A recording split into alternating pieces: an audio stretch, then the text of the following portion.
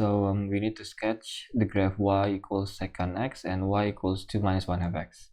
For secant is actually 1 over cos. So if you don't remember the secant graph, start with the cos graph. This is the basic cos graph. And secant is 1 over, so for the same x value, we use 1 over the y value. So when the x equals 0, the y is 1 over 1, which is 1. When the x is pi over 2, the y is 1 over 0, which is infinity or undefined. So that means the x-intercept becomes the vertical asymptote. Okay, so we only need the first quadrant. This is what we're going to use for the blue graph. Now for the 2 minus 1 half x, 1 half x plus 2, the gradient is minus 1 half, the c is 2. So this is the graph. To find the x-intercept, just plug in y equals 0 and we get 4. Okay, so this is what we need to draw only until pi over 2, which is around 1.57. So only this part of the green graph.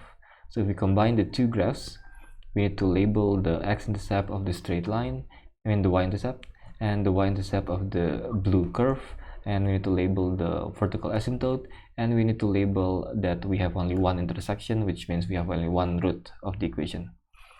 Next step is to verify root lies between. So this is the equation. We move everything to one side, so we have 0 equals something. So if we move this to the right, minus secant x, this is the equation we need to check. So we plug in 0.8 and 1, you should get something positive, something negative, and then we draw a conclusion. So in case you don't know the secant button in the calculator, well, there is none. We have to use 1 over cos. Secant is 1 over cos, so this is what we do for secant, 1 over cos.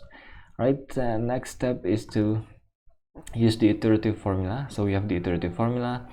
We need to plug in some value of x. So for the first value, we can use 0.9 because previously we verified that the x is between 0.8 and 1. Just use the middle value, like the average, add divided by 2.